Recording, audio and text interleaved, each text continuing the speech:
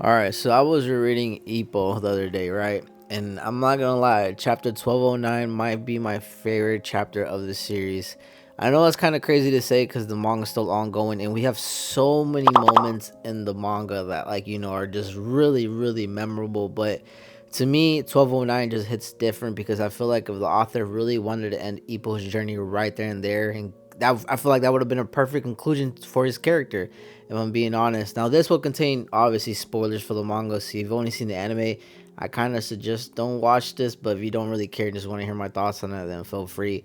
But like I said, I was reading Ippo, but I wasn't there initially when these chapters came out. At the time, I barely read like the entire manga a couple months ago, and so I wasn't there initially when this first chapter dropped. But I can only imagine when the people who like were there at the present time, and they got 1208 and they saw that pretty much Ippo is like, hey, I'm retiring. And I can only imagine, what I'm saying, because you lose your third loss, you have your third loss in back-to-back fashions, devastating losses. And it's just one of those things that, like, gives it such a realistic feeling, because anybody who's ever boxed before, regardless if you go pro or you're staying amateur, you realize that sometimes maybe it's good to quit, not necessarily because you don't got it or anything like that, because you're doing a lot, you're competing, that a lot of people can't say they've became a boxer. A lot of people can't say, oh well, I fought this and that, or I competed and stuff. For Ippo's journey, you got to think about it this way. Like, this is the reason why I love this chapter so much, because first of all, he has the balls to tell coach, it's like, hey, I think I'm going to retire. I don't really want to damage my mental health, my brain, and stuff like that. I want to retire while I still have, I can still think for myself, and my brain's intact, and I can still do the things I want to do and stuff. And you can't feel, what I'm saying, it's like one of those things that you got to respect them, what I'm saying, because it's difficult as a boxer for you to come to terms, like, maybe it's time for me to quit, to hang it up. Like, it's such a hard feeling. And so for him to tell that to coach, and obviously the coaches just want the best, for their fighters and stuff like that. But I can't feel like, I feel so sad for the coach, because you can only imagine. I feel like he sees Ippo as his son, like something that, like, whenever he sees Ippo, he sees himself in Ippo. Takamura obviously is a different type of beast, because Takamura would have become a champ regardless if he was with him or not. I think that was stated by him like a long time ago. But it's one of those things that, like, Ippo is really one of those special fighters for him and stuff like that. And it's really sad to say that he won't take any of fighters anymore, but at least he thanks Ippo for letting him dream. Like, it's just one of those things, like, if you watch the series or read the series, you know how far him and coach have come. I know a lot of people like to shit on coach. Back in the day, he was the one who taught Ippo how to fight and stuff like that, took him under his wing and invested so much time in him. And obviously Ippo wanted to repay that favor for him, but he just came up short, which is why that bond of them is so special to me, and I will always cherish that bond. And obviously he says goodbye to his gym mates and stuff like that, and they're sad as well. But at the end of the day, every boxer has to come to face the reality at some point that this doesn't last forever. But you obviously see Takamura see Ippo, and then Takamura asks him, how was the adventure, like, did you find any treasure?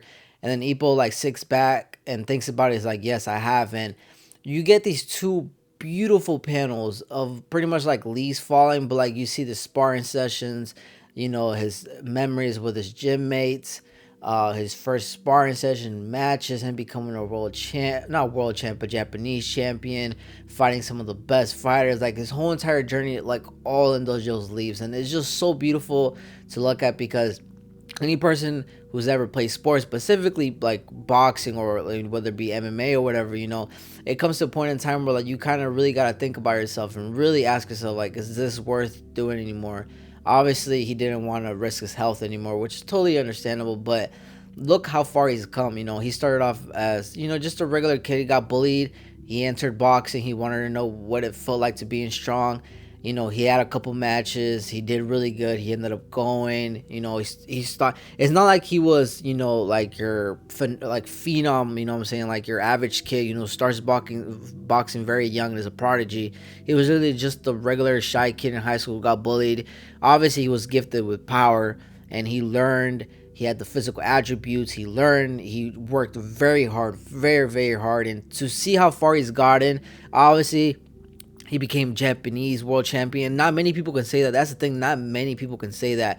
And a lot of people can relate to people, because a lot of people, don't never really like I guess I'm not gonna say they weren't nothing in life, but they were just like your average guy. You know what I'm saying?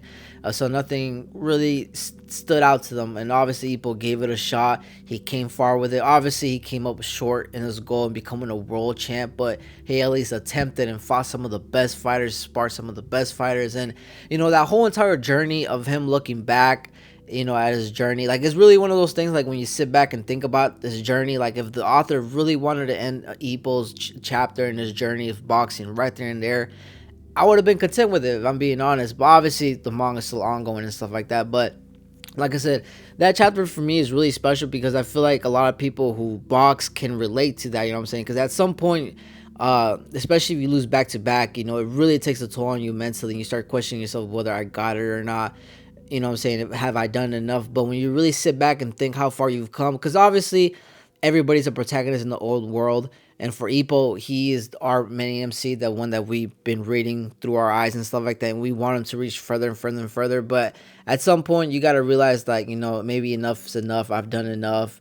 I'm proud of what I've done. And he's done a lot. Obviously, just because he's our MC and, we feel different about him and stuff like that. We know he could reach further heights if, he really tried. But it's not to say he didn't try, but like I said, at that time it was different. So I'm not too sure of the author wanted to end it there, or he had health problems and stuff like that. This is just kind of my assumption, just me assuming. But I do wonder the people who were reading the manga at the time, how they felt when these chapters dropped and stuff like that. Because obviously, what we know now, it looks like Ippo's hinting to come back at some point in the manga, hopefully sometime soon. But yeah, like I said, just wanted to give my thoughts on chapter 1209, and obviously, because that chapter to me was just really special. Like I said, it's one of those things I feel like a lot of boxers can probably relate to. Maybe not to the pro level, but especially if you're an amateur or something, especially if you box, I feel like a lot of people would definitely relate to that. But like I said, definitely a chapter that really hits home, and when you sit back and you analyze Ippo's journey and stuff, like, it really makes you feel nothing but proud of him to see where he started to where he ended up. And it's really sad to think about it too, because we as reader knows how strong he is, but he just could not see it, because obviously his main question has always been, what does it feel like to being strong? But he still have yet to found that. But at that time, obviously he was kind of satisfied with his journey and stuff. But obviously what we know now, that's not the case. But at that time and stuff, obviously hits different. But like I said, just wanted to share my thoughts on my favorite chapter of Hajime no Ippo. Like I said, I know for everybody's different. Everybody got their own different favorite moments or chapters, but for me, that chapter really hits different because obviously what we know now, following Ippo's journey and everything. But yeah, like I said, just kind of wanted to show some love to Hajime no Ippo because it is my favorite sports manga of all time.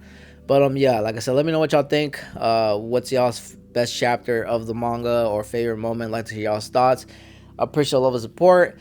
Check out my other videos because I talk about different mangas and anime. It's what I'm into. So yeah, with that being said, appreciate all the support. And yeah.